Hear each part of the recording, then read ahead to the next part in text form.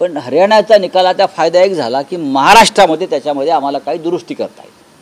महाराष्ट्राच्या निवडणुकांवरती परिणाम इतकाच होईल याचा की जे हरियाणातल्या चुका ज्या आहेत त्या महाराष्ट्रात होणार नाही. महाविकास आघाडीत आता शिवसेनेची जागा वाटपात बार्गेनिंग पॉवर अजिबात नाही. हे असं आम्ही कधीच म्हणणार नाही. कोणाचीही बार्गेनिंग पॉवर वगैरे हे विषय जे आहेत हे आमच्या डोक्यात सुद्धा येत नाही. कसली बार्गेनिंग पॉवर? महाराष्ट्राच्या प्रतिष्ठेच्या संदर्भात कोणते बार्गेनिंग पॉवर नाही आणि तडजोड नाही. राऊत साहेब, आणखी एक आहे की काल उद्धव ठाकरेंनी पुन्हा एकदा मुख्यमंत्री पदाच्या विषयाला हात घातला आहे. त्यांनी म्हटलंय की कोणालाही मुख्यमंत्री म्हणून जाहीर करा, माझी त्याला सहमती नक्की. माननीय उद्धव ठाकरे यांनी सांगितलं ते 100% सत्य आहे. जम्मू काश्मीरच्या निवडणुकीमध्ये ओमर अब्दुल्ला हा चेहरा होता. लोकांनी ओमर अब्दुल्ला आणि इंडिया आघाडीला मतदान केलं, हे मान्य केलं पाहिजे.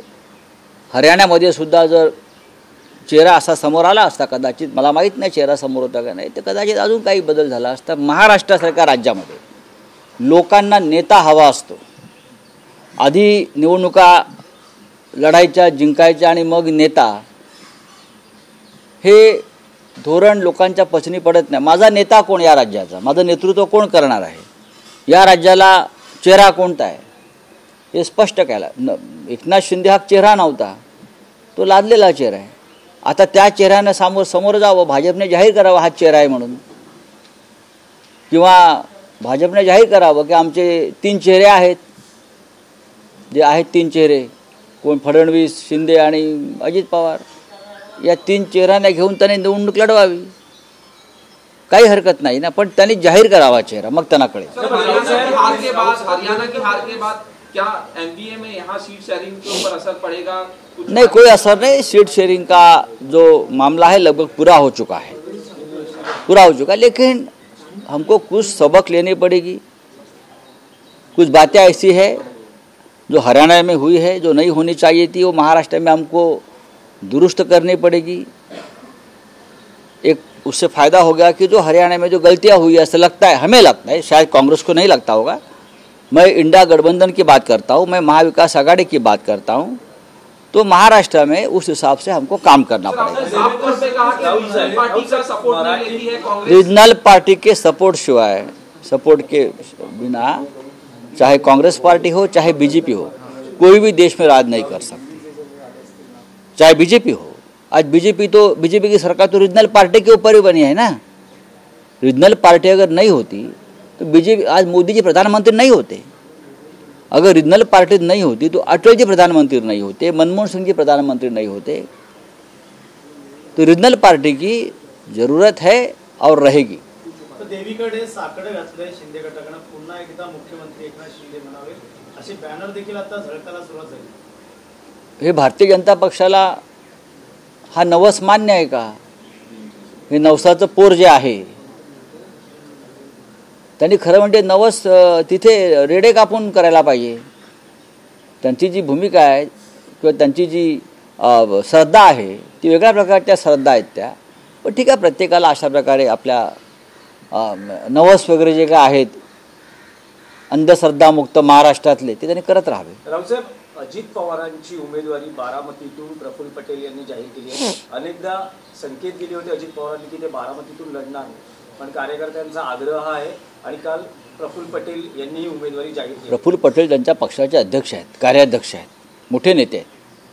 बारामतीची घोषणा त्यांनी दिल्लीतून केल्यासारखं मला वाटतं आहे. आता प्रफुल्ल पटेल साहेबांनी आमच्या घोषणा केल्यामुळे आता अजितदादा पवारांना पक्षाचा आदेश त्यांच्या मानावा लागेल आणि बारामतीतून लढावं लागेल. आता प्रफुल्ल पटेल यांनी अजितदादांना अडचणीत आणलं आहे की अजून काय केलं आहे हे महत्त्वाचं आहे पाहणं. सर, आपने कहा दिल्ली से घोषणा हुई अजित पवार की, तो क्या इशारा है, बीजेपी की तरफ से घोषणा हुई? अजित पवार जी की पत्नी सुनीत्रा पवार जी को चुनाव लड़ना है बारामती से, ये निर्णय दिल्ली में हुआ था, और अजित पवार को बारामती से चुनाव लड़ना है, ये निर्णय भी दिल्ली से हुआ है. चलिए, थैंक यू वेरी मच.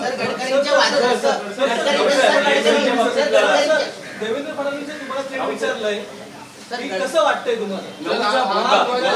असं त्यांनी काल म्हटलं की सकाळचा भोंगा रेडी होते, मात्र स्क्रिप्ट तयार होती, निकालानंतरची स्क्रिप्ट तयार होती, असं वाटत होतं की काँग्रेसचा विजय होईल. तुम्ही असे महत्त्वाचे प्रश्न सगळ्या शेवटी का विचारता? कारण मध्ये हिंदीमध्ये बोला, काय प्रश्न आहे आपला? देवेंद्र फडणवीस असं म्हणाले काल की सकाळचा भोंगा हा रेडी होता, त्यांच्याकडे स्क्रिप्ट रेडी होती, पण आता तुम्हाला कसं त्यांनी भोंग्याचं महत्त्व समजून घ्यावं. मुंबईतल्या त्यांना जर मुंबईतल्या भोंग्याचं महत्त्व माहीत नसेल तर ते मराठी माणूस नाहीत. मुंबईतल्या गिरणीच्या भोंग्यानं या महाराष्ट्रामध्ये फार मोठी चळवळ उभी केलेली आहे. मराठी माणसाला जागरूक केलं आहे बरं का. आणि संकटाच्या समयी भोंगाच वाचतो, युद्धप्रसंगी भोंगाच वाचतो, ही जगभरातली प्रथा आहे. त्यांना भोंग्याचं महत्त्व, त्यांच्या पिपाण्या आहेत ना, पिपाण्यांना भोंग्याचं महत्त्व. भारतीय जनता पक्षाच्या पिपाण्या आहेत, त्या वाजतसुद्धा नाहीत आणि त्या पिपाण्यासुद्धा बाहेरच्या भाड्याच्या असतात. फडणवीसांनी पिपाणी वाजून दाखवावी, तोंडातून फेस येईल त्यांच्या, आणि आता आलेलाच आहे. खरं म्हणजे त्यांच्या बाजूला ज्या दोन पिपाण्या आहेत, मिंदे आणि अजित पवार, त्यांच्यापुढे यांची पिपाणी सध्या वाजत नाही. आमचा भोंगा वाजतो आहे आणि महाराष्ट्राची जनता भोंगा सकाळी 9ला ऐकतो आहे आणि त्यानुसार आपला कार्यक्रम ठरवते राजकीय. हे त्यांना माहिती आहे. भोंग्याला घाबरतात.